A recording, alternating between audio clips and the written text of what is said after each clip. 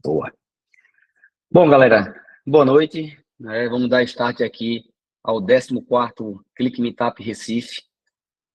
Prazerzaço, né, ter pessoas que ainda não tiveram conosco aqui em outros momentos. Então, a comunidade ela vem crescendo ao longo desse mais de um ano, né, que a gente vem fazendo encontros para falar de dados, para falar de alfabetização, para falar de IA, para falar de indicadores estratégicos, RH estratégico. Então, a gente tem cada vez mais, né, todo mês, um bate-papo com convidados aí especiais, convidados esses que topam, né, participar aqui desse encontro conosco, tira um tempinho dele ali, né, para, obviamente, agregar de conteúdo e, consequentemente, né, nessa nossa troca aqui é o que faz essa comunidade crescer cada vez mais. Então, para os que ainda não tiveram contato comigo, né, eu sou Juliano Arruda, estou à frente aqui do Clique Meetup Recife, como eu disse, mais de um ano de evento que a gente vem fazendo, e essa noite a gente está trazendo aí o Fernando Vanderlei, né, não só um amigo, né, mas uma pessoa que eu admiro bastante o trabalho dele ao longo dessa jornada, um cara que praticamente tem acompanhado os trabalhos que a gente tem feito aqui também, e dentro das nossas agendas, a gente vem cada vez mais buscando encontrar, né, esses gaps aí para poder coincidir horários, né, dias e, consequentemente, meses. Então, Fernando, cara, gratidão, né, prazerzaço poder receber você aqui para falar um pouco, né, sobre a importância desses indicadores estratégicos aí de leading, de repente algumas pessoas ainda nem escutaram falar sobre, mas depois que a gente começar a discutir aqui, vai ficar até um pouco mais claro do que de fato se trata. E a ideia dessa noite é exatamente a gente tentar, né, não só estar olhando o tempo todo no futuro, mas também a importância, né, de olhar um pouco também para o passado e entender cada vez mais esses dados. Então, Fernando hoje, né, está à frente aí como gestor direto, né, da Clean Digital, também tem atuado aí como consultor de business agile, né, na verdade, afetar a parte de gestão de Customer Success, e ele poderá se apresentar muito mais aí, né, dentro dessa jornada dele, de empresas só não, mas também de formações e outros tópicos mais. E aí, Fernando, a bola está contigo, tá? Quiser fazer a apresentação de algum tipo de slide aí, prazerzaço receber você aqui, meu irmão, tá contigo. Irmão, muito obrigado. Como o Juliano falou aí, eu sou amigo, né? Nossos filhos estudam na mesma sala, na mesma escola, mas muito mais do que isso, a gente compartilha muito do mesmo propósito, trabalhar com tecnologia, trazer impacto aí através de tecnologia.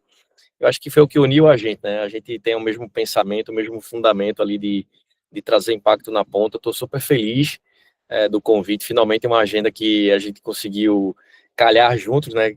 Conseguiu combinar uma agenda que deu certo para os dois.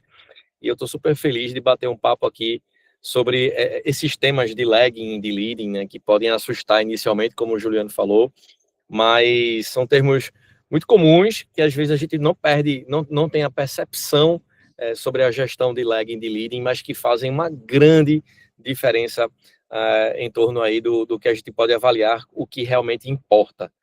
Avalie o que importa, eu acho que é uma grande decisão.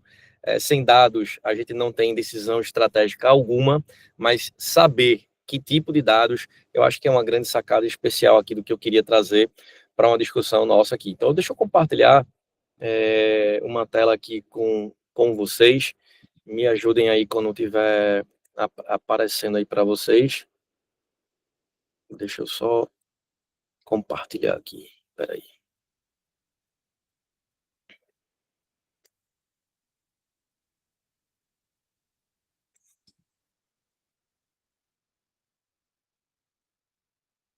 Pronto, agora sim, deixa eu compartilhar. Tá dando um...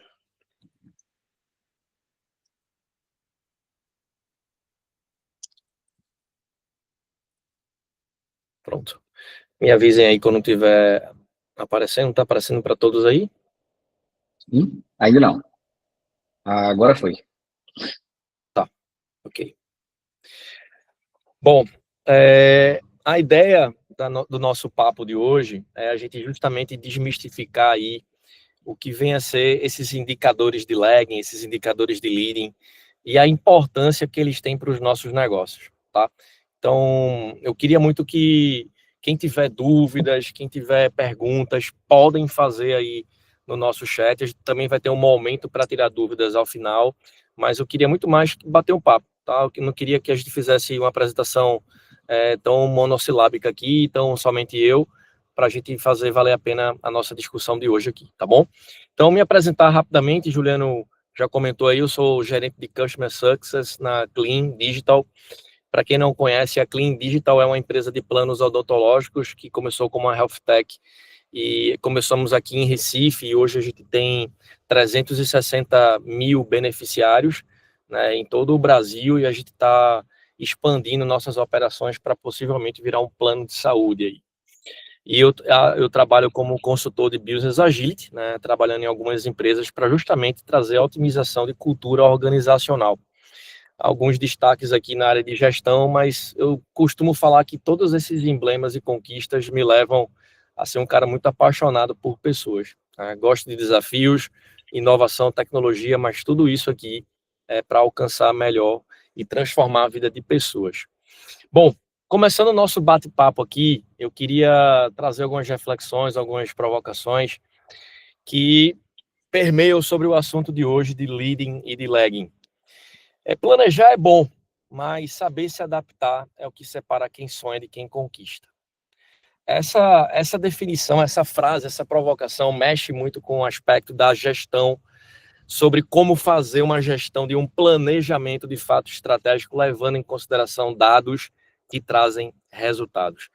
Eu costumo dizer que grande parte das organizações sofrem problemas estruturais do planejamento estratégico, porque ou assim fazem no início do ano, e tentam perseguir o planejamento a todo custo, não que ele esteja errado, mas tentam perseguir os números que foram planejados simplesmente por uma projeção financeira ou apenas olhando para um ponto de vista de uma DRE, e a partir dessa projeção querem de todo jeito alcançar os números que ali foram projetados, mas esquecem de olhar caminhos ou desvios desse planejamento que de repente pode até trazer números melhores, que não foram inclusive pensados ou repensados. Então, qual é a nossa capacidade de alcançar resultados aqui a partir da adaptação de um planejamento? Tem uma frase de um grande, de Eisenhower, né, que foi um dos grandes generais do comando de paraquedistas ele, dos Estados Unidos, que invadiu a Normandia, né, e ajudou a libertar, inclusive, o poder nazista ali na Europa. E Eisenhower, ele fala assim, planejar é importante, o plano é importante, mas saber adaptar-se a ele durante todo o projeto de guerra é mais ainda. Falando para os paraquedistas, dizendo assim, olha, a gente pode fazer o melhor plano possível de invasão da Normandia, mas qualquer mudança de vento pode fazer o nosso plano ir por água abaixo. E ele tem uma foto emblemática, né, de Eisenhower olhando para o time e todos os paraquedistas olhando para ele e um plano desenhado logo à frente do time. Então eu pergunto, como é que a gente sabe planejar? Para que dados a gente está olhando? E o mais importante, para que dados a gente está olhando a mudança desse planejamento? O quanto nós, como gestores, líderes ou futuros líderes, sabe se adaptar a um plano? A capacidade adaptativa está justamente aí.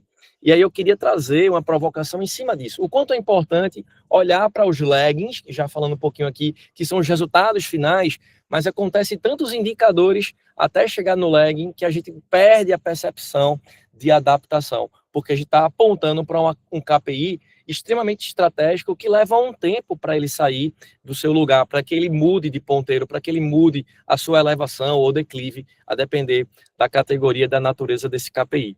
Eu queria trazer um resultado, um dado super alarmante. Né? A Amazon acabou de demitir, né, nessa semana 14 mil funcionários. E essa demissão me chamou muita atenção, assim como a McKinsey, há um mês atrás, demitiu 5 mil consultores e contratou e desenvolveu, na substituição direta de 5 mil consultores, 12 mil agentes inteligentes.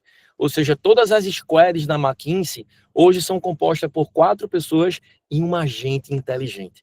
Os agentes inteligentes têm números, matrículas funcionais. E eu fico me perguntando, não é simplesmente uma substituição direta homem-máquina. A discussão não é essa mais. A discussão é quem está mexendo os números. Quem está trabalhando além da operação e trabalhando apenas em tarefas. Qual é a adaptabilidade que a gente tem feito sobre as novas formas de trabalho? O que é que a gente pode trazer como reflexão dessas grandes demissões em massas. Por que a Amazon está demitindo product manager, engenheiros de software? Não foi um povo tão operacional como se está falando. Foi um povo de capacidade, inclusive intelectual alta, tá, gente? Mas que no final das contas não estavam sabendo ter a capacidade de mudança adaptativa de plano.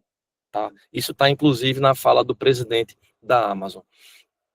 Aquilo que não se pode medir, não se pode melhorar, né? O grande Lord Kelvin, uma das frases mais ditas aí por quem é grande gestor de dados. Acredito e tenho certeza que esse slide, essa frase aqui, essa citação, deve estar em algum dos slides de Juliano aqui, o grande mestre aqui de gestor de dados, né? Que traz essa visão do que não se pode medir, não se pode melhorar. E o que a gente não pode saber medir, né? Então, às vezes a gente está mudando, os dados estão mostrando indicadores importantes. Eu já vi vários dashboards bonitos, indicadores, mas que eles não permeiam a direção estratégica da sua organização ou do seu time. Quantas vezes, discutindo com alguns amigos, fazendo até consultorias, eu cheguei em alguns painéis importantes que ali tinham vários indicadores bonitos, descritos, bem trabalhados, e a gente perguntava, esses indicadores traziam que direção? Qual é o resultado? Qual é a clareza desses indicadores? O que é que eles nos dizem?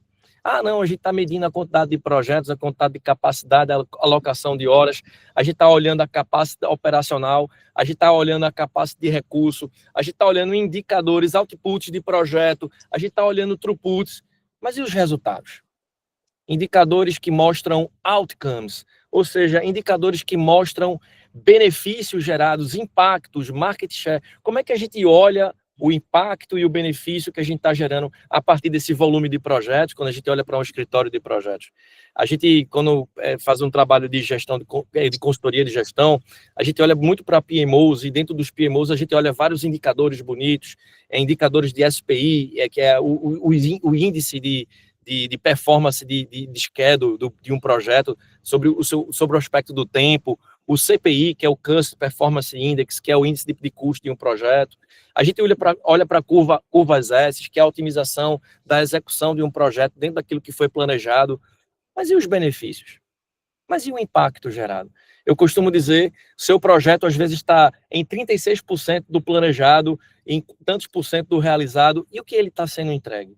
E o que é que ele está gerando? Porque se você parar para perceber se a hipótese de benefício foi entregue ou não apenas ao final do projeto, você passou muito tempo para entender que você não estava entregando resultados e apenas cumprindo metas. Então, é um passo super importante da gente discutir aqui. Eu queria explodir somente aí sobre cuidado. Se afaste do olhar muito míope de bater metas.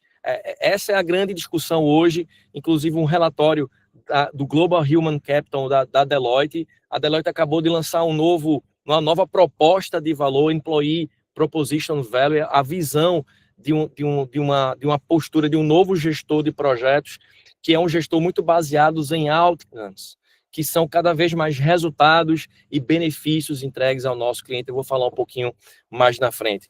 Eu queria voltar um pouquinho para 1990, onde Kaplan e Norton definiu o balança de scorecard. Para quem é da área de administração, para quem já ouviu falar em planejamento estratégico, sabe que um planejamento estratégico permeia 4 grandes alavancas, que são o aprendizado, o crescimento, processos internos, clientes e a alavanca financeira. Kaplan e Norton está dando um recado super importante para a indústria, para a revolução industrial, que tinha as grandes empresas derivadas da revolução industrial, faziam suas projeções de planejamento financeiro olhando apenas para um DRE. Então, a gente olhava para um DRE de 2, 3 anos passados e observava a curva de crescimento, de performance financeira, olhava para a margem de contribuição, para a capacidade de volume de dinheiro financeiro e começavam a fazer projeções de venda, de volume geral de venda, capital, LTV, capital retido, cada vez mais calculados em fluxos de caixa de empresas. E a derivação de fluxo de caixa para o valor presente do projeto, e assim as empresas começavam a fazer planejamento de crescimento baseado em análise de comportamento de DRS, de fluxo de caixa. Eu estou falando antes de 1990. Kaplan e Norton deu um recado super importante. Eles criaram um balanço de scorecard para dizer, gente, um planejamento estratégico tem que, no mínimo, falar de pessoas, de processos, de aprendizado e da parte financeira. para que a gente deixe de ter apenas indicadores de lagging. Foi a primeira vez, o primeiro termo de indicadores de lagging que apareceu na história da literatura falando, foi falado ali por Kaplan na origem do Balanced Scorecard, para dizer, em vez de olhar para indicadores financeiros, olhem para pessoas, clientes, aprendizado, para que a gente tenha uma análise sistêmica, uma visão sistêmica de planejamento estratégico. E eu queria fazer uma grande pausa aqui e perguntar a você, na sua empresa, ela está vivendo ainda os tempos anteriores dos anos 90 ou o planejamento estratégico leva em consideração essas 4 alavancas? Né? E será que o planejamento estratégico da sua empresa ainda é para 5 anos?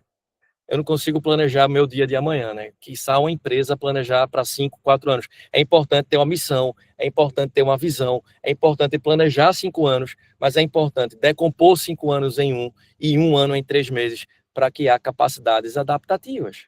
Porque é muito importante saber que eu cheguei a um primeiro trimestre e eu preciso observar, alcancei meu planejamento? Não, mas eu tenho 2 hipóteses. Ou eu planejei errado, ou os meus resultados não estão sendo eficientes. Aí sim eu preciso avaliar, mas a minha curva de avaliação precisa ser cada vez mais reduzida para diminuir meus graus de incerteza do meu planejamento. Então, a grande mensagem aqui é, ciclos curtos de planejamento criam culturas adaptativas. Mas é muito importante as dimensões complementares, porque Kaplan e Norton deu uma mensagem aqui. Eles, inclusive, análises de Kaplan e Norton, em 1990, já diferenciavam, e eles falavam assim, a gente já frequentou muitas empresas que batem as metas, mas que não entregam resultados. E eu gosto muito de falar nisso, que o meu cliente, o meu gestor direto, o meu diretor direto, ele calcula metas. Metas ajudam a gente a regular a eficiência operacional, mas somente o cliente final é quem levanta a bandeira de resultados. Né? O que é que você tem proporcionado de eficiência operacional? A eficiência operacional reduz o tempo de espera, encurta lead times e provoca benefício tangível ao seu cliente. O seu produto passa a ter menor custo de esforço, de uso, quando a sua eficiência operacional é otimizada. Então, olhar para a operação é importante, mas somente não é significativo. Por isso que a gente vai olhar os leadings e os laggings, porque é esse estalo que Kaplan disse e Norton disse. Cara, você olha para o teu indicador de planejamento financeiro, chega lá em outubro e novembro, você faz um primeiro recorte, né? Muitas empresas já estão com o planejamento 2026 fechado, inclusive, mas você faz um fechamento financeiro, e se você chegar à conclusão de que você não bateu a meta, faz o quê se o ano já terminou? Aí a conclusão é cobrar mais, a conclusão é punir mais, a conclusão é contratar mais. Qual é a conclusão? Olhando para indicadores de lagging. Eu sei que a gente, quando olha para uma planilha financeira, para fluxo de caixa, o que importa é o volume que está entrando. Mas quanta coisa aconteceu aqui que, se você tivesse medido, você conseguiria se adaptar, criar uma nova rota, fazer um novo replanejamento para trazer, inclusive, resultados melhores. Então, a discussão de leading e lagging, ela está perpassando, inclusive, pela gestão. A cultura de uma organização passa diretamente proporcional pela forma como os líderes gerenciam seus resultados. E aí, qual é o seu papel como líder? Qual é o seu papel como gestor? Mesmo você estagiário, tá, gente? Aquele que eu tô falando, aquele papel, aquele cara que comunica o time, aquele cara que olha para resultado, que cobra, que engaja o time, esse cara que é líder nato, independente da braçadeira de capitão, tá nele ou não. Então, quando a gente olha para os estilos de gestão, a gente tem observado cada vez mais um aumento da necessidade de gestão baseadas em outcomes. E o que é gestão baseada em outcomes? É uma análise baseada em, quando eu acompanho o meu projeto, o sucesso daquele projeto se dá diretamente pelo benefício observado e metrificado do meu cliente final. Então, os outputs é o cronograma, o output é a curva S, o output é a curva, o fluxo de caixa de uso saudável financeiro do meu projeto, que é extremamente fundamental, mas eles são meios. E a gente entendeu isso ao longo de muitos anos. O próprio PMI se posiciona institucionalmente falando nisso, que a partir da quinta e última edição, sexta, sétima e agora a oitava, final do ano vai lançar a oitava edição, o PMI entende que agora é importante todo e qualquer gerente de projeto ter uma mentalidade focada em outcomes pela entrega de valor. A gente fala muito sobre processos que maximizam entrega de valor. Mas, gente, quem percebe valor é o beneficiário final, é o usuário final, é o cliente que usa o seu serviço, é o cliente que compra o seu produto.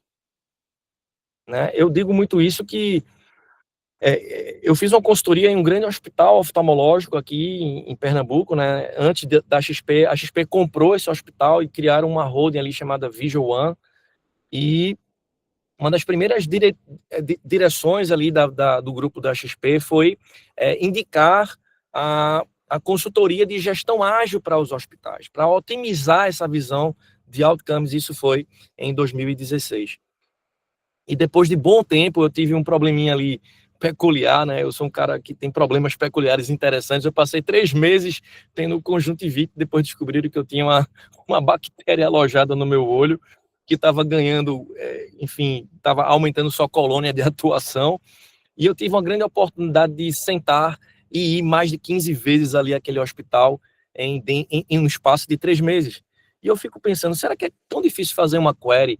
Será que é tão difícil fazer um select inner join, outer join, left outer join, o que for da vida, para perceber que para aquele seed, esse cidadão está com a frequência de presença diferente da linha normal, esse cara está passando da linha média de ida à emergência com aquele seed tipo conjuntivite?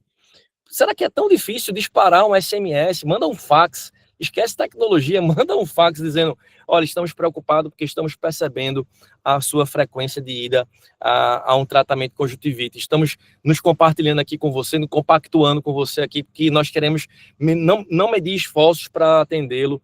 Então, veja, na era da hiperconectividade, que a palavra hoje, inclusive ressaltada pela Gartner, é hiperconectividade, fala uma palavra muito importante. Eu queria que você saísse daqui hoje com essa frase, né? Quem conversa com todo mundo não se conecta com ninguém, né? Então, esse hospital me tratando como mais um número, né? Como mais um paciente, e eu estava ali de ponto alerta, como um outlay ali aparecendo no box plot, dentro de uma fora da curva média de atendimento, mas, poxa, não teve nenhum tratamento proativo, não teve nenhum tratamento de pergunta, você está melhor, até mesmo no último atendimento, que depois passado um tempo que eu não voltei, olha, espero que agora o tratamento tenha feito eficácia, né, tenha feito o seu efeito de cura, de estabelecimento de melhoria.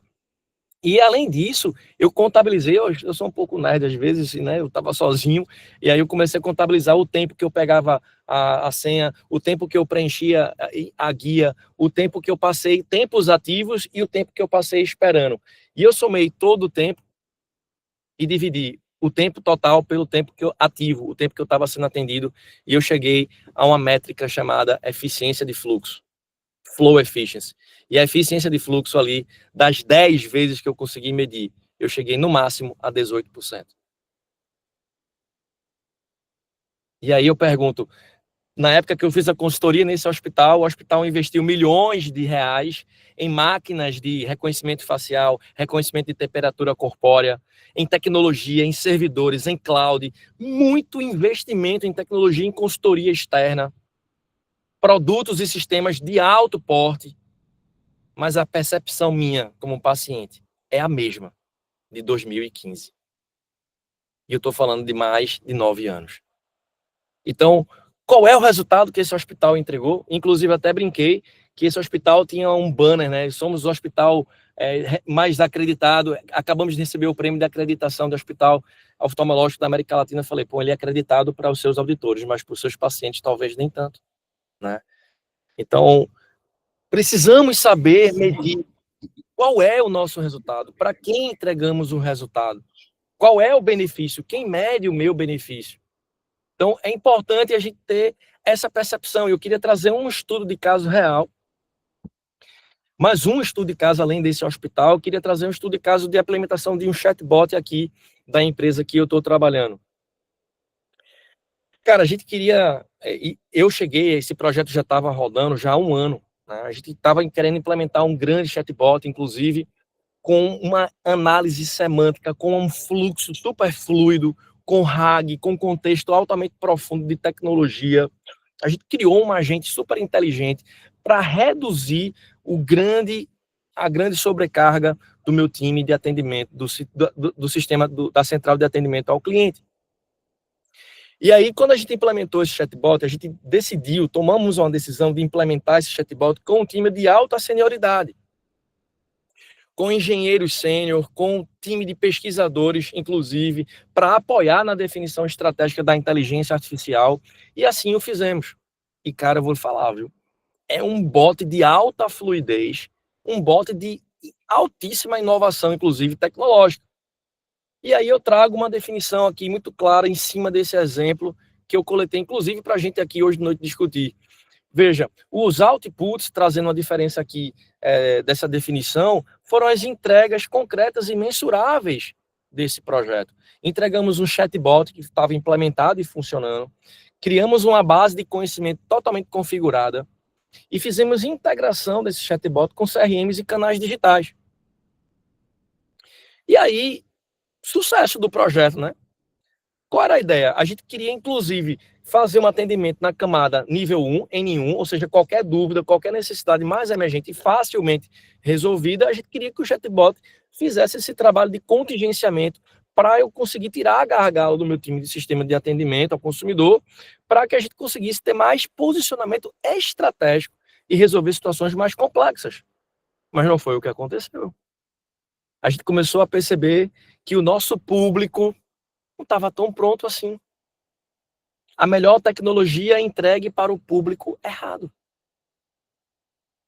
E aí eu trago uma frase do Steve Jobs, né, que ele fala assim: quando você quiser desenvolver uma experiência significativa, um produto significativo, comece pela experiência. Depois saia retroagindo até a tecnologia e nunca o contrário, né? Aí poxa, a gente esperava que as pessoas fossem contingenciadas por esse bot, para depois cair no atendimento humano, mas estava aumentando o nosso tempo de atendimento, porque as pessoas caíam no bot, elas tentavam tirar uma dúvida, não conseguia, tentava desligar o bot e ligava de volta para dizer que já tinha sido atendido por um bot, o bot não conseguia resolver, ou seja, a gente não conseguiu ter uma fluidez com o tipo de persona que estava utilizando nossa tecnologia.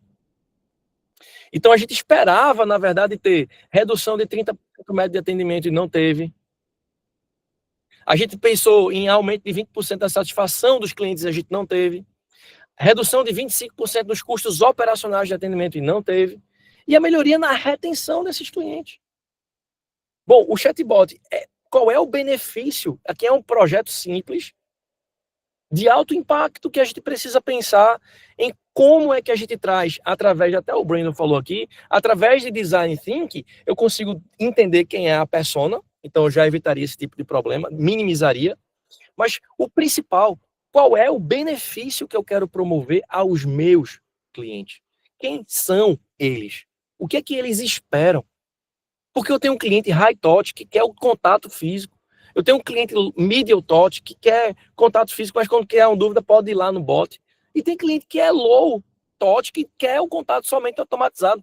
Tem 3 camadas, 4 jornadas. Quem é que se encaixa na primeira? Quem é que se encaixa na segunda?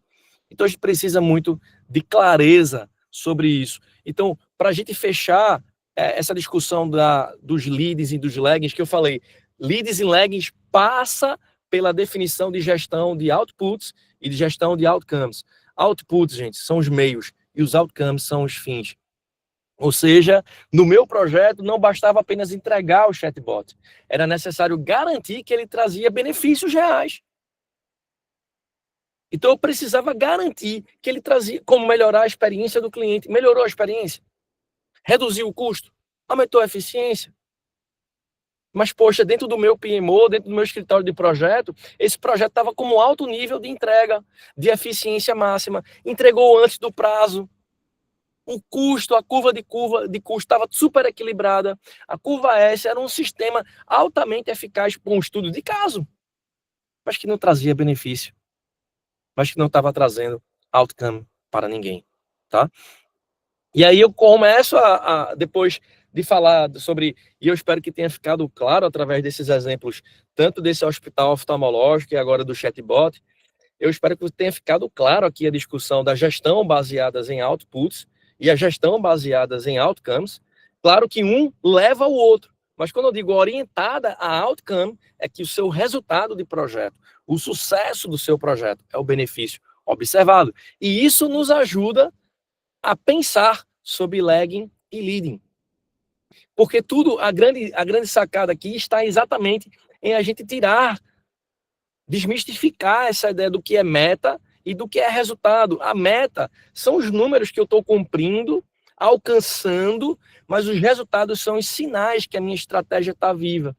As metas geralmente são fixas, numéricas, associadas e recompensadas. Mas os resultados são indicadores de progresso ligados a um objetivo maior. A gente está falando aqui, por exemplo, de um OKR, né?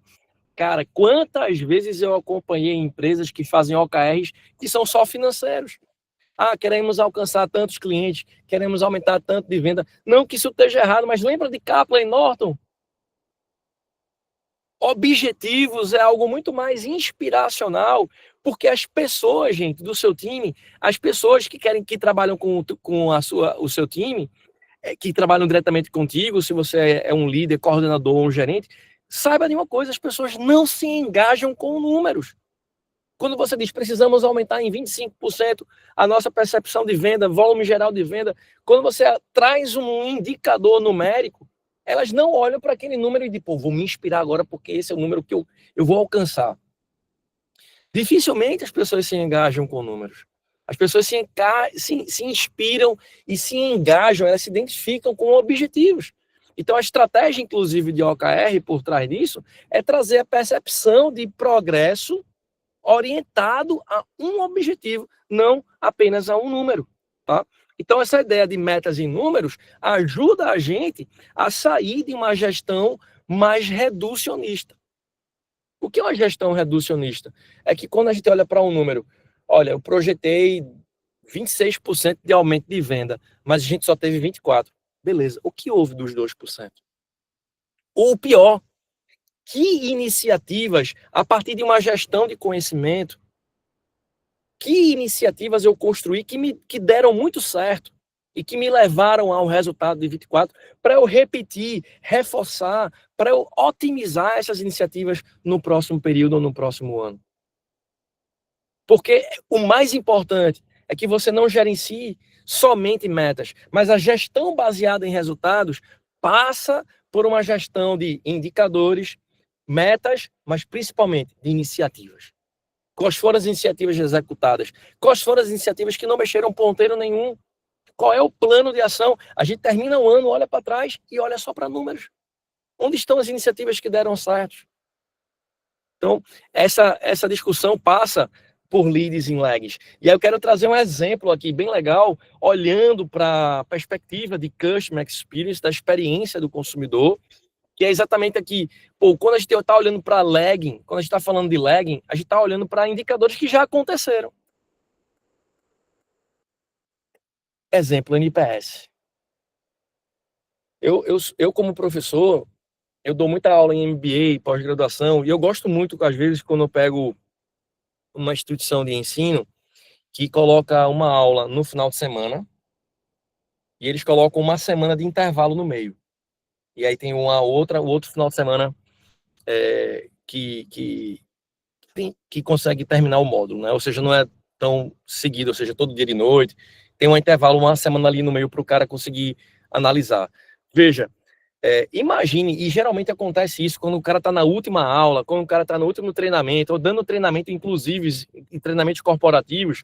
Na última aula, pessoal, vou lançar aqui um QR Code para avaliação de um formulário de satisfação. Sempre é na última aula, porque a nossa cultura de gestão implícita é uma cultura de outputs, de lagging.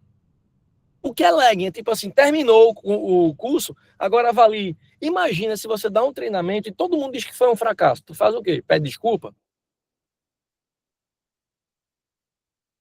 Cara, você faz uma avaliação no último dia, é tarde, acabou o curso. As pessoas não gostaram.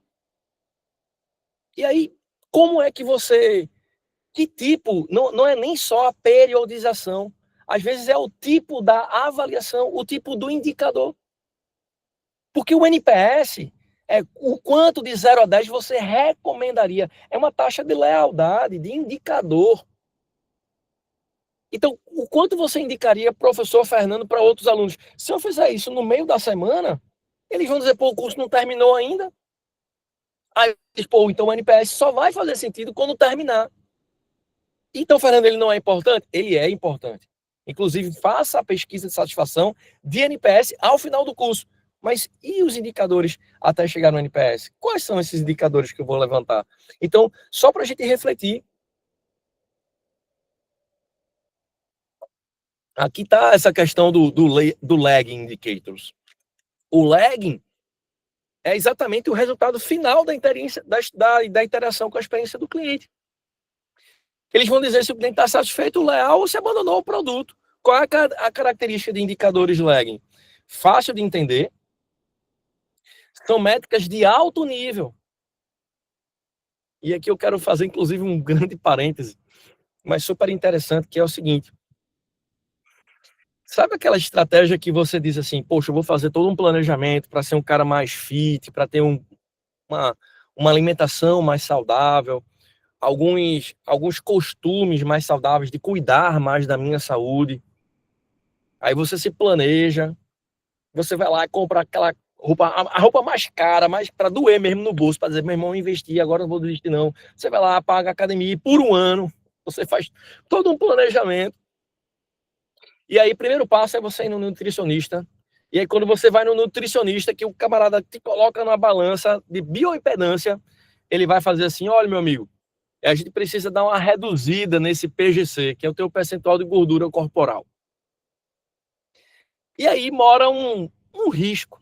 Ele está errado? Não. É o percentual mais importante? É. Mas o percentual de gordura corporal é um indicador lagging. Ou seja, ele é fácil de entender. Eu diminui ou não diminui minha gordura? Eu aumentei ou abaixei minha massa magra? É um outro indicador comparativo, inclusive correlacionado. E aí, o que acontece? Muitas vezes o cara passa 3 meses, fecha a boca, para de beber, começa a fazer exercício, dorme melhor, toma mais água, faz todo um esforço.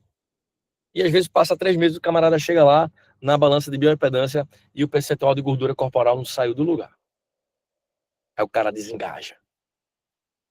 Mas, meu amigo, até chegar durante esses 3 meses, você teve um indicador de sono melhor, ou seja, você passou mais tempo em sono profundo, você teve hidratação celular melhor, porque você passou a se hidratar melhor, você teve mais disposição. Então, existem alguns indicadores, leadings, algumas conquistas que você teve até chegar ao percentual de gordura corporal. Então, se você talvez estivesse observando alguns números pequenininhos que estivessem se movendo ao percurso desse caminho que você estava fazendo todo o esforço na sua jornada, muito provavelmente, ao observar um Apple Watch ou um smartwatch da vida aí, ao observar esses indicadores, muito provavelmente você não se desengajaria, porque você está criando fatores motivacionais de recompensa. Mas são difíceis de entender no curto prazo, o resultado que já foi consolidado. Foco, efeito da qualidade da experiência. Então, quando a gente olha para indicadores de lagging, aqui eu vou trazer alguns dentro da perspectiva do consumidor, né, do Customer Metrics, da satisfação do nosso cliente. O NPS mede lealdade, é reflexo da lealdade e a probabilidade de recomendação. Mas aquilo que eu falei, quando você faz muito no final, e, aliás, você só recomenda quando termina. Mas se você só olhar para o NPS, como é que você vai corrigir o percurso? Tem outro indicador que é o CSAT, que é o Customer Satisfaction Score, que é a satisfação pontual com uma interação ou com aquela jornada como um todo. Aqui o CSAT também faz sentido fazer uma análise de tipo, olha, eu estou fazendo uma satisfação pontual ou é a satisfação toda da jornada? Taxa de churn, cara, taxa de churn, todo mundo aqui, não sei quem trabalha com plataforma SaaS ou com serviços. E o que é o churn? É o cara que é o seu cliente, mas ele passa 3 meses, ele cancela a sua conta. um Netflix, um SaaS, a Amazon Prime, por exemplo, e a taxa de churn é a taxa de cancelamento. Amigo, se você olhar só para o churn, que é a quantidade de cancelamento de usuários, você está olhando para defuntos. Olha, 1.000 usuários cancelaram sua assinatura. Poxa, foi mesmo. E o porquê? E qual foi o motivo? E como é que eu faço análises de comportamentos preditivos e não pós-comportamentais? E, por fim, o monetário, que é a receita recorrente mensal, que a gente começa a perceber se o teu MRR está crescendo. É por isso que muitos infoprodutores, muitas plataformas SaaS aprenderam e nos ensinaram a criar renda recorrente para aumentar o meu MRR, que afeta diretamente o meu fluxo de caixa. Mas espera aí, gente, isso tudo é muito importante. Isso tudo é extremamente, fundamentalmente importante, sim, mas todos esses indicadores, NPS, CSAT, Churn e o MRR, são indicadores estratégicos para você, C-Level, observar taxa de crescimento, comportamento dos seus clientes e crescimento da sua organização. Mas eu não posso fazer minha operação, trabalhar e ficar olhando só para esse indicador, porque vai passar muito tempo para esses indicadores saindo do lugar e eles não vão se engajar. Assim como a referência do percentual de gordura corporal que eu comentei agora há pouco. Ô, Fernando, e como é que seriam então os leadings, os indicadores de satisfação olhando para a bússola, né, para o caminho, o percurso? Veja, os leadings medem ações e pontos de contato que, se você gerenciar, comprovadamente vão levar à satisfação ou insatisfação futura. Eles são o foco da ação diária. Gente, a grande sacada é que quando a gente olha para a camada estratégica, ela é toda laguizada. Lagging indicators. Ela está olhando para indicadores de resultados finais. Mas nós, da camada tática, precisamos ter dashboards e indicadores de performance baseados em leadings, porque são eles que vão levar ações, são eles que vão levar a planos diretos de mudança. Porque o time pode e deve agir sobre eles imediatamente. Ele é preditivo, ou seja, um desvio desses indicadores prevê um desvio do lag em futuro. Você sabe que se você mexer aqui embaixo, mexe lá em cima. A grande questão e a problemática, inclusive, da falta de engajamento, da falta de acompanhamento devido, é que a gente não tem essa hierarquização bem estratificada de dados. Essa estratégia de dados, a governança de dados que me leva a níveis estratégicos interligados a níveis táticos, leadings e laggings. E aí sim eu consigo ter uma gestão ágil, trabalhar por sprint, porque cada sprint, como é uma rodada de 15 dias, eu consigo observar indicadores de leading. E o volume de leads agrupados levam a laggings. O que é isso? É a natureza. Essa é a característica. A gente acabou de dissecar a estrutura fundamental do que são OKRs. Exemplos de leading. Tempo médio de resposta.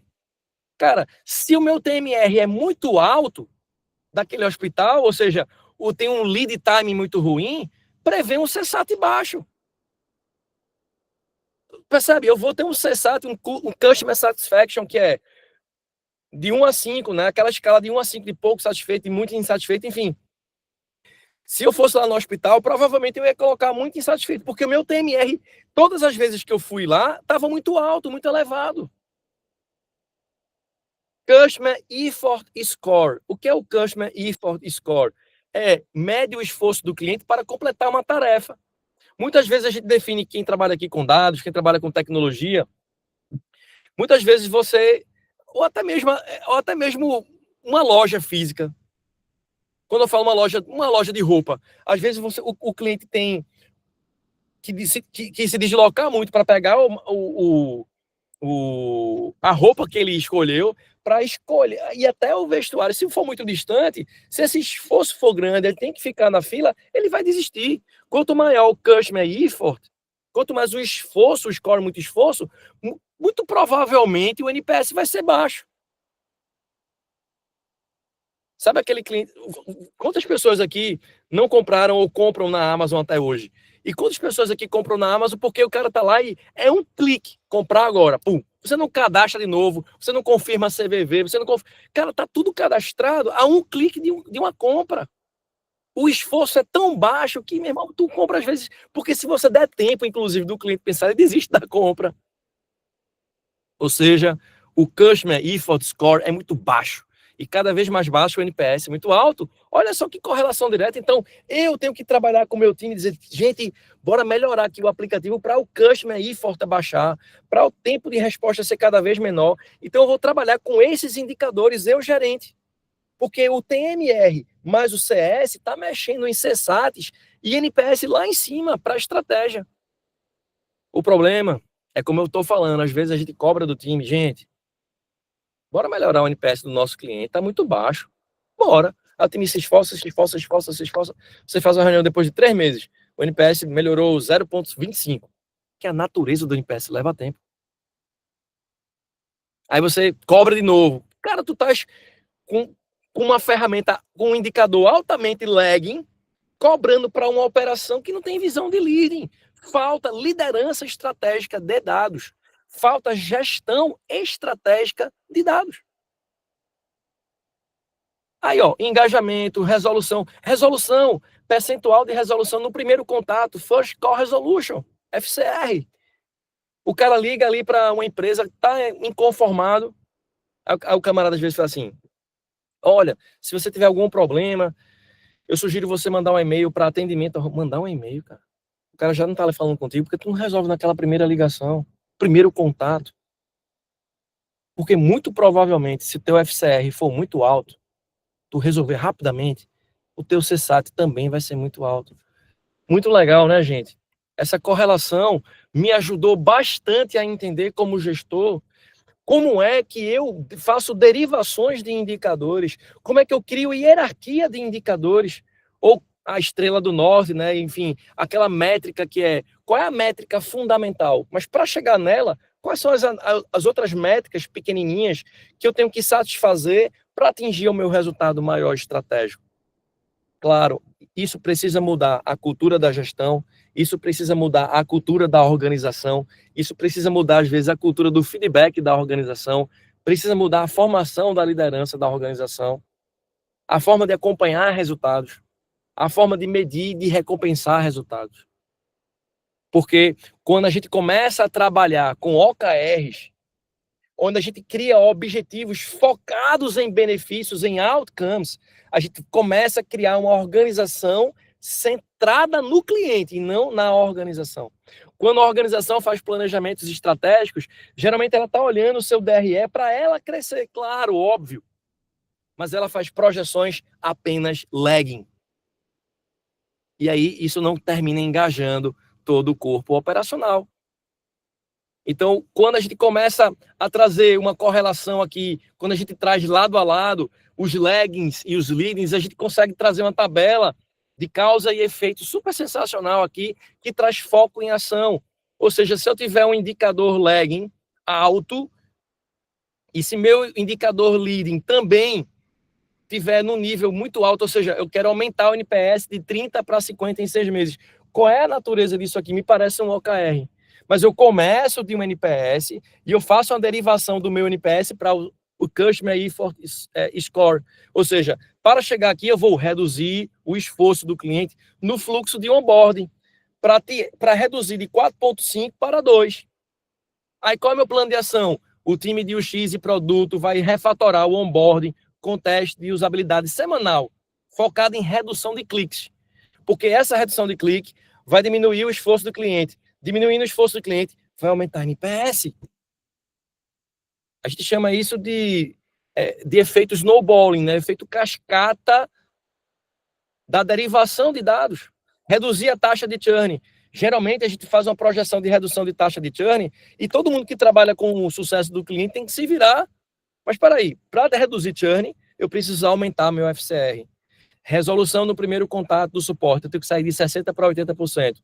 E qual é o meu plano de ação? Investir em treinamento, suporte e capacitar a equipe com ferramentas de resolução. Aumentar o MRR, eu tenho que aumentar o percentual de clientes que usam o recurso A, B, C ou D, ou seja, features que tragam benefícios aos meus clientes. Então, eu tenho que olhar para estratégias leguiadas dados lags. O que são dados lags? Estratégias de KPIs de lagging, mas derivar em vários leadings, porque é isso que o time, quando ele trabalha, que termina uma sprint de 15 dias, ele olha para o Customer Effort Success Score e ele percebe que o CS diminuiu. Porque uma sprint não diminui ou aumenta a NPS. Então, quando o time trabalha, e ele fica cego, ele não vê indicadores mudando de posição, ele se perde na motivação, porque ele está vendo que o trabalho dele não está tendo impacto. E eu quero fazer um grande disclaimer aqui, um grande aviso. O MIT lançou um artigo sobre o possível elo de uma geração perdida de gestores. E está acontecendo isso. Eu li esse artigo no início do ano, cara, e parece que foi uma previsão, essas demissões. A gente tem uma questão geracional. Daqui a 5 anos, aí na Workavant, por exemplo, a gente vai ser invadido por gerações Z. Todas as organizações serão permeadas aí, uma questão geracional por geração Z. E o papo aqui não é filosófico, é sistemático. Essa geração Z precisa de transparência, de equilíbrio, clareza, propósito. Essa geração consome Coca-Cola sabendo que tem sódio a menos, Coca-Cola zero. Quem diria que um produto tão consolidado de mercado, Coca-Cola, iria perder o seu posto para uma Coca-Cola zero? Coca-Cola zero hoje tem uma ascensão estratosfericamente importante, influenciada por essa geração Z. Então, essa geração Z não vai engajar em trabalhos significativos por uma cobrança de laggings. Ou seja, eu tenho uma definição de laggings, mas não engaja, não traz resultados, porque eu não consigo ter uma gestão baseada em derivações de leadings.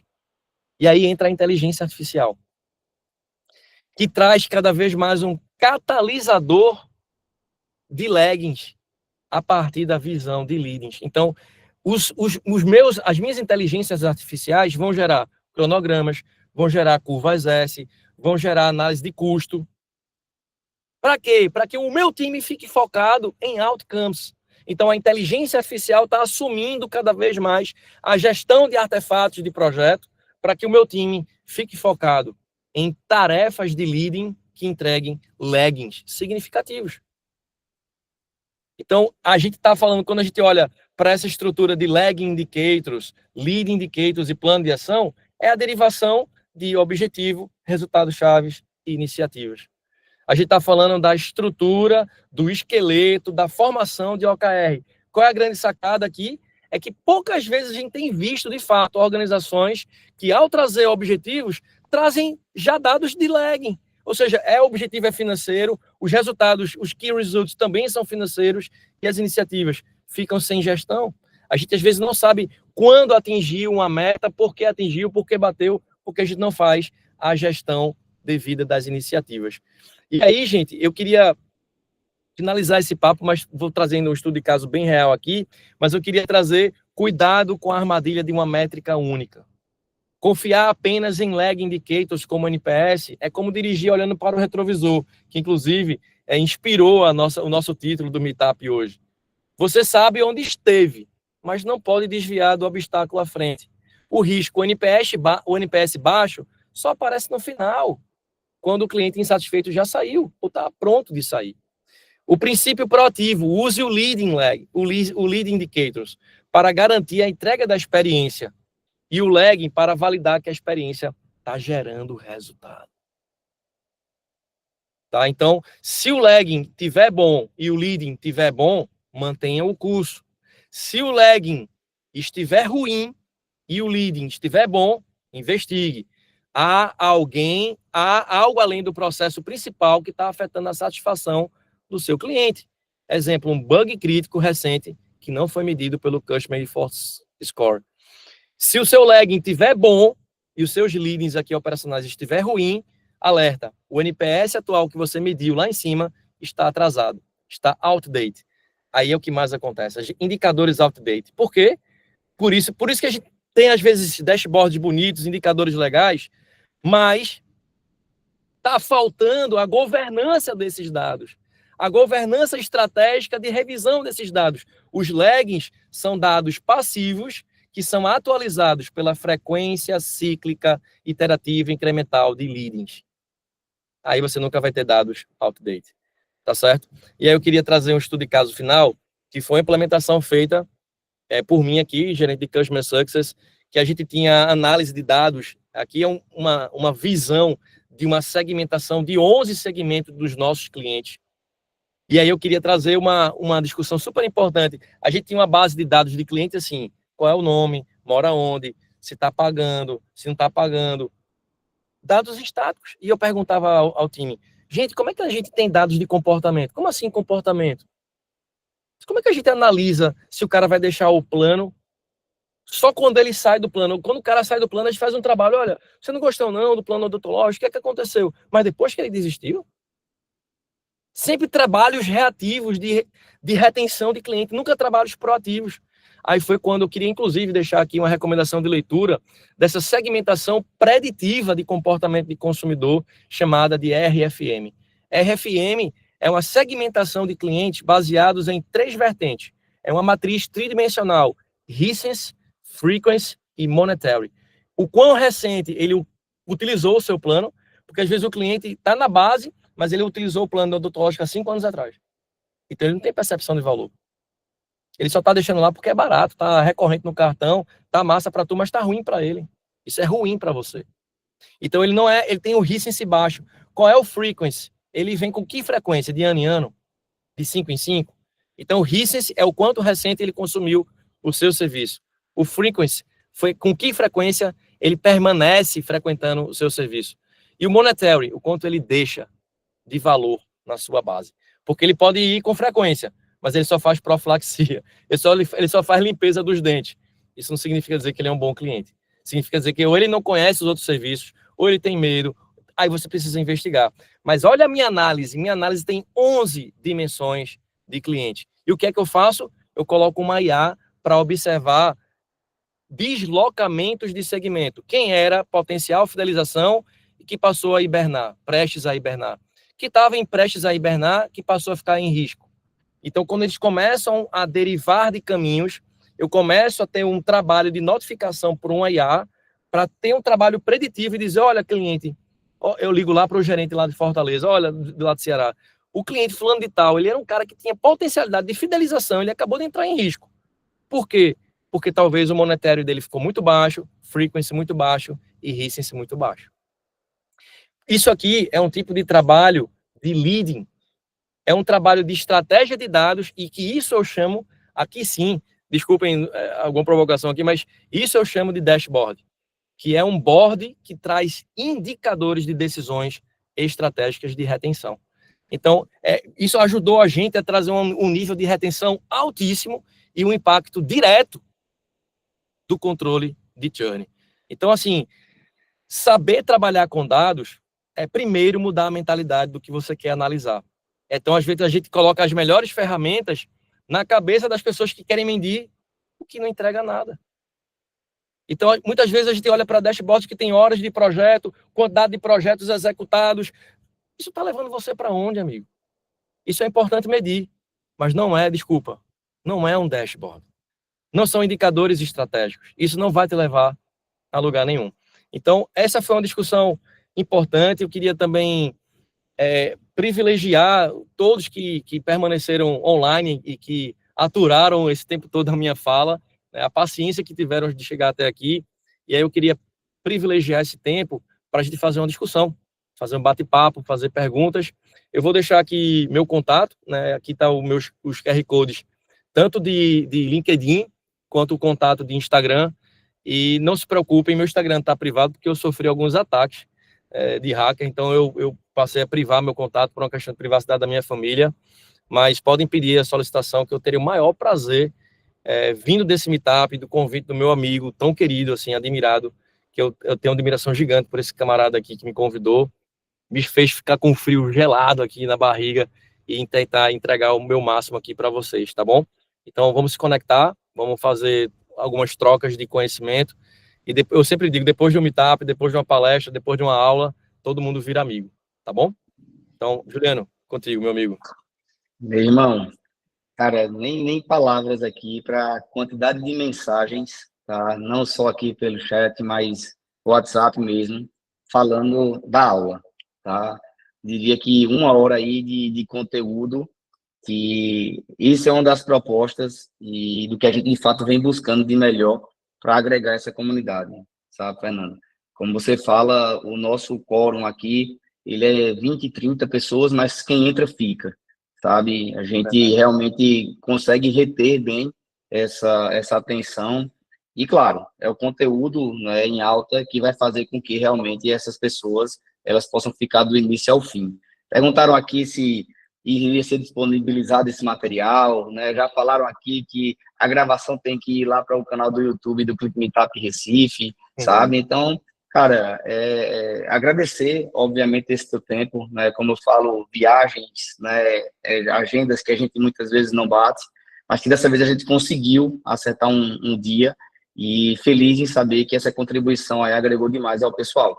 Então, vou deixar microfones abertos aqui. A ideia, como a gente sabe, ao final é realmente interagir mais mesmo, né?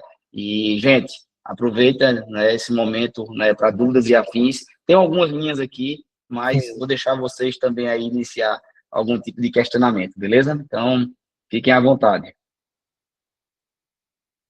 Sensacional, aturar não, admirar, podemos ter acesso ao material, né? O material Então, com assim, certeza será disponibilizado, tá? É para vocês isso aí. massa. E aí, gente?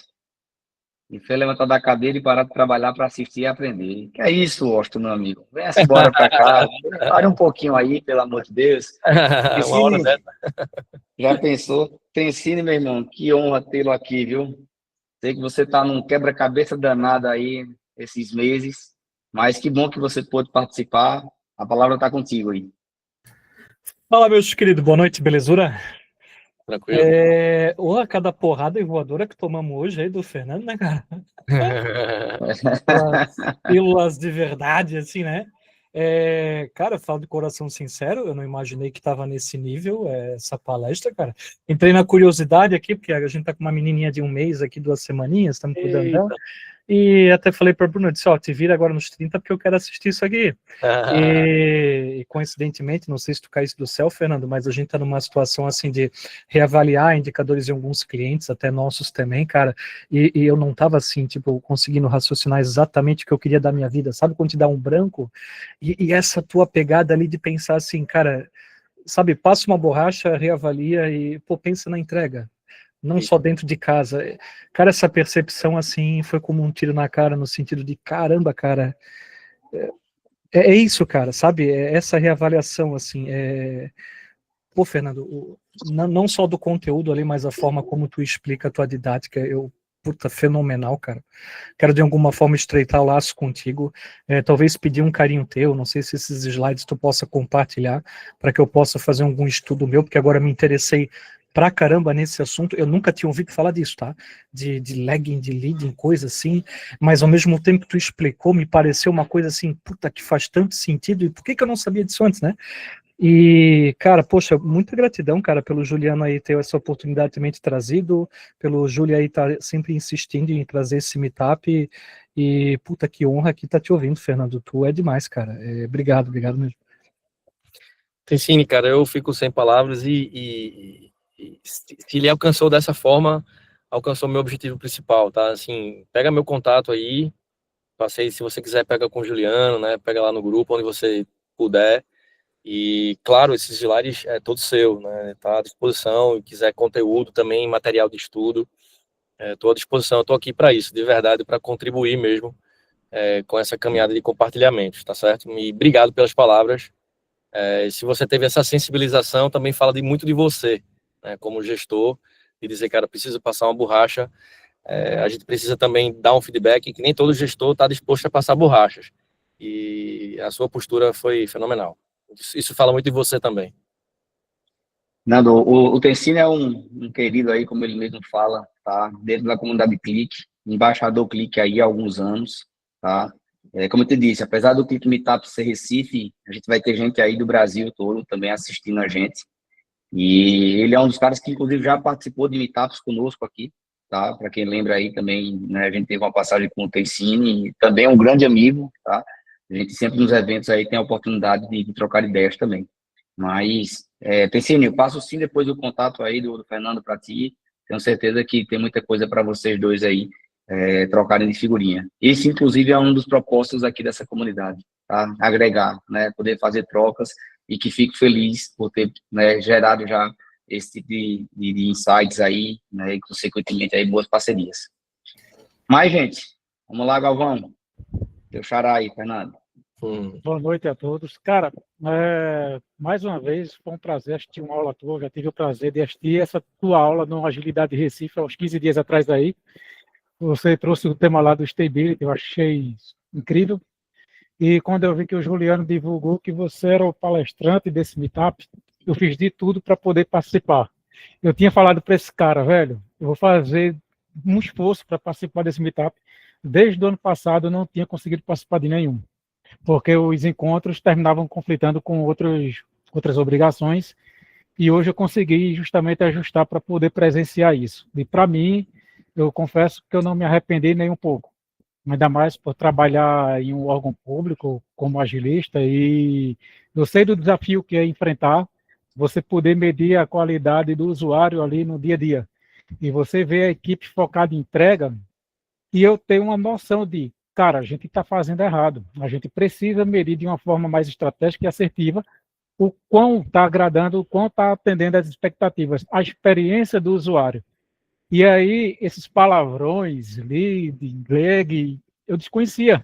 Eu ficava tentando ainda bater a cabeça e, cara, como eu vou fazer isso? Porque não adianta a gente somente olhar cycle time, olhar throughput, olhar lead time, se a gente não ter essa visão mais estratégica. E agora, de fato, eu acho que teve um reset aqui na minha mente, e agora fez total sentido para levar isso para um segmento público e a gente conseguir medir dentro dos nossos clientes, onde eu tenho clientes da área jurídica, financeira, telesaúde, e assim, isso aí vai fazer total sentido. Porque é uma coisa que eu bato muito para as minhas equipes. Pessoal, entregue o que vocês têm de suficiente. O pessoal tem muito medo de colocar às vezes em produção, mas para a gente poder medir esse grau de maturidade com os clientes, a gente precisa arriscar. Como é que a gente vai se adaptar? Gerenciando riscos, mas para isso a gente precisa ter esse viés. E até então essas nomenclaturas, para mim, eram desconhecidas a ponto até o dia de hoje. A partir desse momento agora, eu já levo um outro viés para as minhas equipes aí do dia a dia. Galvão, você é gigante, cara, você é gigante. Estou contigo, você sabe disso. Não sabia que você ia conseguir estar aqui também. Lembro que você chegou a falar comigo lá no Agilidade Recife. E fico surpreso, né, da sua presença. Fico feliz, grato. E mais uma vez me coloco à sua disposição para a gente caminhar junto, cara. As redes sociais, para mim, são redes de colaboração, de compartilhamento, tá bom? Boa. Obrigado. Nada, velho. A gente tem falado aí de lag. Não, eu deixo pro outro então. Vai lá, A Denilza. Oi, Fernanda, tudo bem? Oi lá, Denilza, tudo jóia, querida? Eu tenho visto sempre sua participação no PMI Pernambuco, sabe? Não tive a oportunidade ainda de conversar com você no PMI, mas, assim, eu estou um pouco afastada, sabe? Mas, assim, eu realmente tenho ouvido falar muito bem de você e parabéns, um recado maravilhoso. E não só o exemplo que você me deu, você estava dando um exemplo que me chamou muita atenção, sabe? Sabe, Fernando, aquela questão de ter ido várias vezes no hospital. Quer dizer, é algo de uma área médica que é algo bem, digamos assim, que mexe muito com a gente. Me lembrou um fato, só para você ver a gravidade, né? Você foi várias vezes, né? Pelo mesmo motivo, e demoraram a saber o que você tinha e coisa e tal. Eu tive uma experiência com uma colega minha muitos anos atrás, sem citar o hospital qual foi, mas assim, foi algo muito forte, porque ela tinha uma criança pequena e ela foi para o hospital, a criança pegou uma virose, tá certo? E foi séria, tá certo? E, de repente, a mãe foi na sexta para o hospital, foi no sábado, e os médicos diziam, mãe, é só uma gripe, mãe, é só uma indisposição, mãe. Quer dizer, essa criança chegou aí durante sexta, sábado e domingo, 4 ou 5 vezes no hospital. Teve dia que ela foi 2 vezes. Resumindo a história, essa criança faleceu. Então, assim, veja só, muitas vezes uma emergência, um hospital, que é algo tão grave que às vezes a gente nem para ver, porque a gente, empresa não é só o escritório em si, mas você já pensou Se de repente tivesse chamado a atenção, se a gente tivesse algo que pudesse ter sinalizado para um expert, alguém mais experiente, poxa, essa mãe já viu 3 vezes, 4, 5 vezes com a mesma criança, e as pessoas dizendo a mesma coisa, mãe, fica tranquila, mãe, é uma virose, mãe. E de repente, essa informação tivesse chegado para uma pessoa mais experiente, até para analisar, ou não sei. Então, essa mãe voltava para o mesmo hospital. Infelizmente, ela voltava para o mesmo hospital e perdeu o filho dela, sabe? E hoje eu vejo assim, que a tecnologia pode ajudar muito, até salvar vidas, num caso desse, sabe? E o seu caso não foi tão grave, graças a Deus, mas, assim, me chamou muita atenção quando você falou isso, assim, o quanto a tecnologia, de repente, poderia ter sinalizado e não ter esperado acontecer. Aquela coisa de esperar acontecer, poxa, já foi tarde, né? É isso. Aí me chamou muita atenção o que você me deixou aqui com várias ideias, com vários pensamentos, me fez refletir muitas coisas o que você deixou aqui, sabe? Não deixar a coisa acontecer, quer dizer, deixar o cliente ir embora, né? Para pensar porque ele já saiu, não acompanhou aquela trajetória, fez o quê durante esse percurso? Nada. Quer dizer, depois que ele sai, você vai procurar ele. É muito tarde, é muito tarde. Eu acho que valeu demais a reflexão, viu? Parabéns, muito obrigada.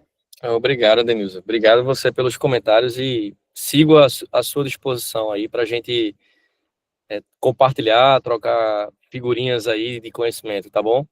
E quanto a estar distante do PMI, não tem isso não. O PMI é uma comunidade, assim como essa aqui é outra comunidade, e a gente vai vendo os movimentos que a gente pode, dentro daquilo que a gente consegue entregar, não se preocupe, é uma comunidade sempre aberta para lhe receber, não tem problema. Não tem para bater ponto lá, não. E Juliano, parabéns. O nível das palestras são maravilhosas. Eu procuro sempre estar aqui presente, viu? Porque vale muito a pena. O pessoal que vem para cá traz um recado bem dado. Parabéns. Esse homem é gigante.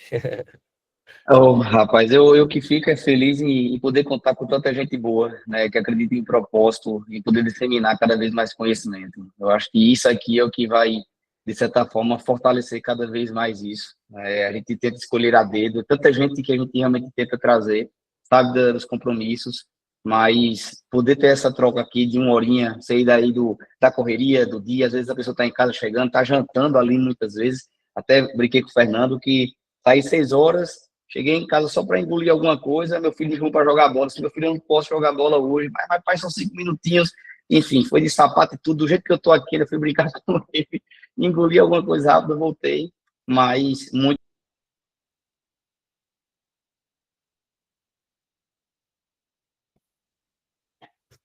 Pense em alguma coisa de impacto aí, pelo amor de Deus, né? Traz alguma coisa aí diferente.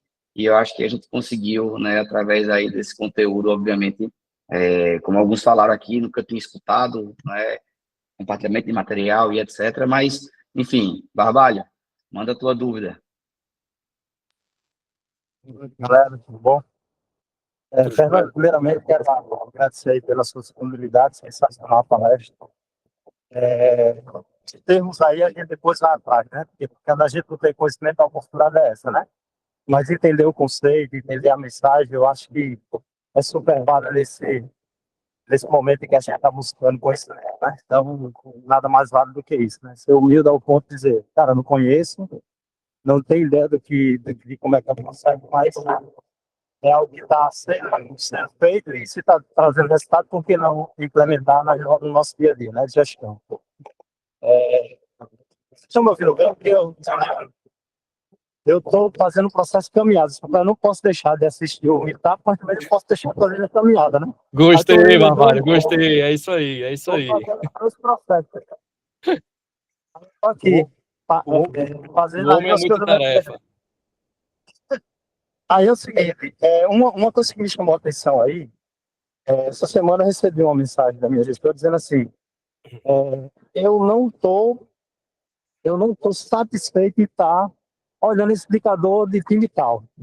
Só que hoje a gente só está olhando para um indicador, que é o indicador da NPS satisfação, porque a gente é da área de TI, né?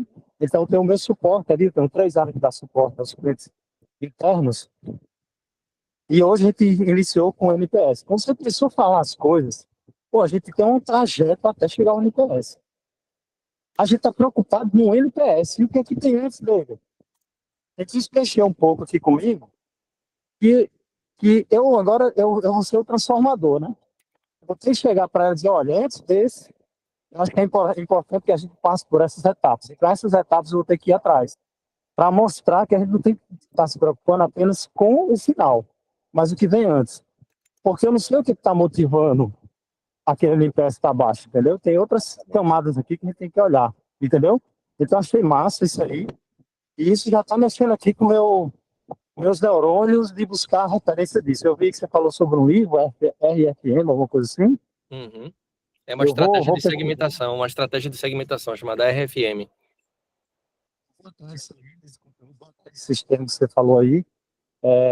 Vou pegar esse seu contato também para ver o que lhe acompanhar agora, que eu não lhe acompanhava.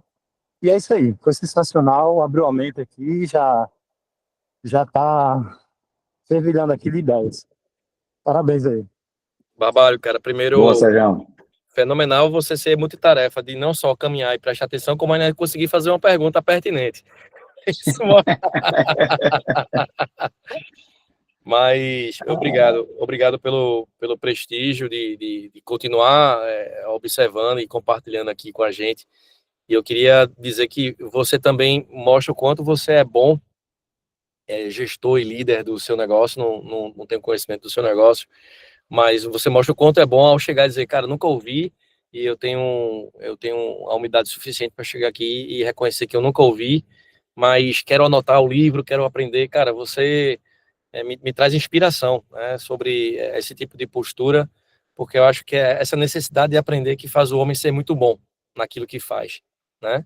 Então, depois vamos trocar figurinhas aí, trocar contatos, porque pessoas assim do lado que a gente começa a crescer, né? E compartilhar junto. Obrigado aí. Boa. Obrigado, Mais, Julião. gente. Valeu, Sérgio. Sempre bom ter você conosco aqui. Algumas provocações sempre surgem, de fato. Fernando, só para a gente estar chegando aqui ao finalzinho, tá? E aí fazer até um compilado, né, dessa questão aí de lagging, de leading, etc. Vários exemplos que eu acho que eu, particularmente, eu gosto muito disso, sabe? Visualmente falando, não adianta só a pessoa estar ali escutando. Eu acho que tu trouxesses aí vários exemplos práticos e casos reais, que isso, obviamente, facilita até o entendimento da gente.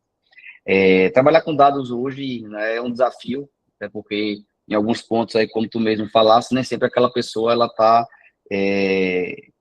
confortável, né, em tomar decisões por questões ali da alfabetização de dados, que é um tema que tu sabes que a gente tem falado bastante também. E isso não só na questão da capacidade de ler, trabalhar, questionar dados, né, mas principalmente quando a gente está falando de dois tipos aí de indicadores que envolvem muito essa questão do que foi, para onde vai. Mas, ao mesmo tempo, essas pessoas, né, que estão à frente dessa tomada de decisão, se levam, né, como você mesmo citou, até estagiário em algumas situações aí, massa.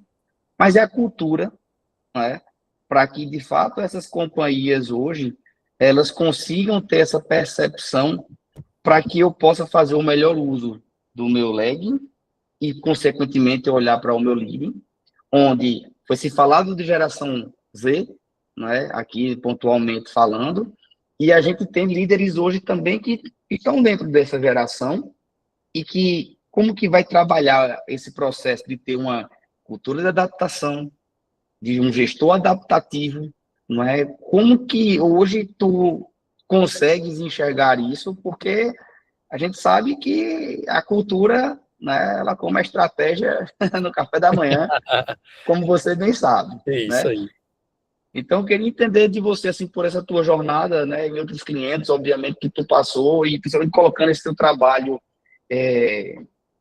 para frente, né, como que tu conseguiu, ou, né, de repente, aí, esse algum caso também, fazer esse processo adaptativo, né, de níveis táticos, operacionais, mas também níveis estratégicos, né?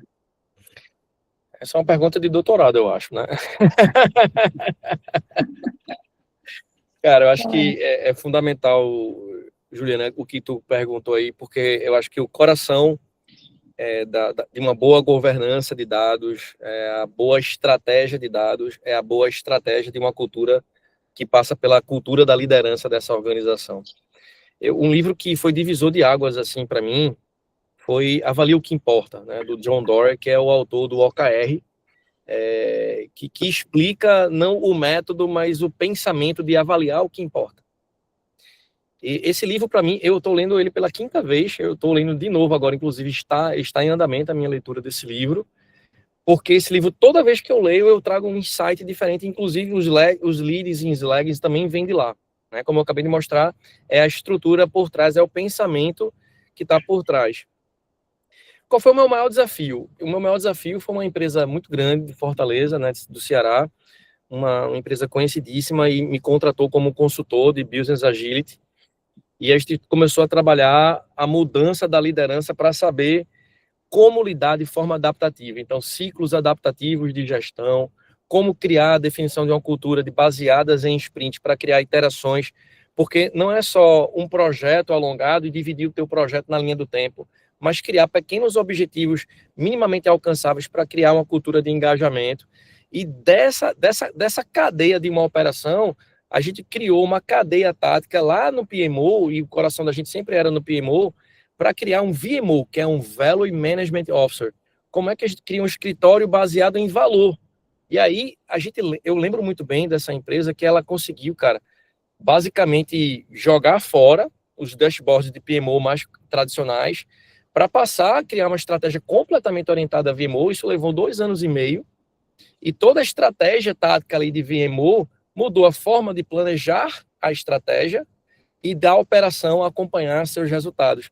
Então, as pequenas sprints, elas são incrementos de valor direto ligados a esse escritório de valor que é observado por dashboards estratégicos dessa operação.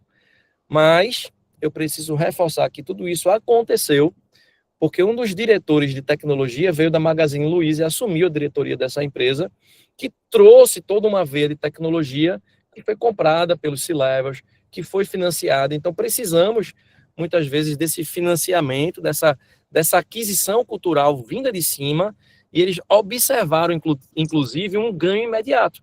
Em 8 meses, o mais importante dessa organização, quando a gente estava fazendo a transição desse PMO para VMO, uma das primeiras ações que a gente fez foi criar um grande mapa de calor de iniciativas, um heatmap de iniciativas estratégicas que estavam há 1 ano sem usar, que estavam em uso, que estavam em produção, iniciativas que estavam sem rodar, ou seja, está na pipeline, mas estava parada, né, existe em estágio de travar, de estar completamente abandonada a iniciativa, congelada, e fazia 2 anos que não ia para a produção. E aí essa empresa disse, olha, as iniciativas estratégicas que estão na operação apenas sendo contingenciadas, que não vão à produção há mais de 1 ano, a gente vai encerrar essas iniciativas para focar em um único produto. E essa empresa economizou os diretos 38 milhões de reais em 6 meses, apenas em saber dizer não a iniciativas não estratégicas. Isso para mim foi um grande impacto, né? Virou case, inclusive, enfim, uma empresa lá do Ceará, e que me traz a reflexão de como a cultura permeia a visão do que saber medir, essa gestão muito microcontroladora, de microgerenciamento, de vai terminar quando? Esse microgerenciamento, o quanto isso termina minando essa cultura mais estratégica de dados. Então, a gente vai precisar a inteligência artificial cada vez mais gerando volumes e volumes de dados gerando inteligência artificial, essa retroalimentação cada vez mais rica de dados, mas a gente vai precisar de gestores com cabeças orientadas a outcomes, menos microcontroladores, porque não dá tempo de ser microcontrolador, não é nem por uma questão filosófica ou de mimimi, mas é porque não dá tempo de ficar microgerenciando 2, 3, 4 times. Então, hoje, passamos por uma mudança urgente dessa nova forma de gerenciar empresas, projetos e iniciativas.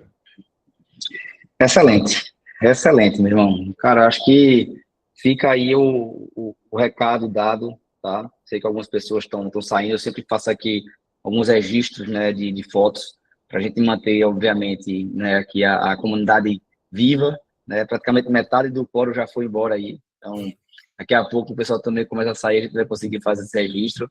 Bom, se o pessoal puder ligar a câmera aí, gente. Sei que algumas aí já estão, né, preparadas para dormir, etc. Mas quem puder aí ligar, com certeza a gente vai estar fazendo aqui esse registro mais uma vez. E agradecer, logicamente, aqui a Fernando.